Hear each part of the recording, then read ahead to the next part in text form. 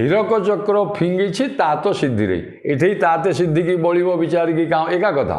ତେଣୁ ତାତ ସିଦ୍ଧିରେ କାମ କି ରୋଷେଇ କାମ କ'ଣ କରିଛି ନା ଚକ୍ର ସୁଖ ଚକ୍ର ନକ୍ର ଛେଦନ କରିବା ପାଇଁ ଚକ୍ର ବାକ ଏବଂ ଚକ୍ରବାକୀର ସୁଖ ଚକ୍ରକୁ ନକ୍ର ସୁଖ ଚକ୍ର ରୂପକ ନକ୍ରକୁ ସୁଦର୍ଶନ ଚକ୍ରରେ ନକ୍ର ଛେଦନ ହେଇଥିଲା କୁମ୍ଭୀର ଏଠି ତାତ ସିଦ୍ଧିକି ବଢ଼ିବା ପାଇଁ ଗୋଟିଏ ହୀରାର ଚକ୍ର ଫିଙ୍ଗି ଦେଇଛି।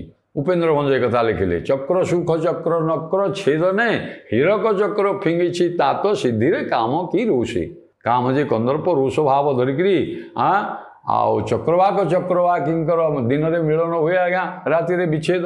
ତେଣୁ ଚକ୍ରବାକ ଏବଂ ଚକ୍ରବାକ ଦମ୍ପତିଙ୍କର ସୁଖଚକ୍ରକୁ ଛେଦନ କରିବା ପାଇଁ ନକ୍ର ରୂପକ ସୁଖଚକ୍ରକୁ କନ୍ଦର୍ପ କ'ଣ କରି ହୀରାର ଚକ୍ର ଗୋଟିଏ ହୀରାର ଚକ୍ର କଥା କହିଲେ। ବିଦଗ୍ଧ ଚିନ୍ତାମଣିକାର ଏଠି ଯୋଡ଼େ ଚକ୍ର କହିଛନ୍ତି ଗୋଟିଏ ମାଣିକ୍ୟ ରଥାଙ୍ଗ ବା ଚକ୍ର ଆଉ ଗୋଟିଏ ହେଉଛି ହୀରାର।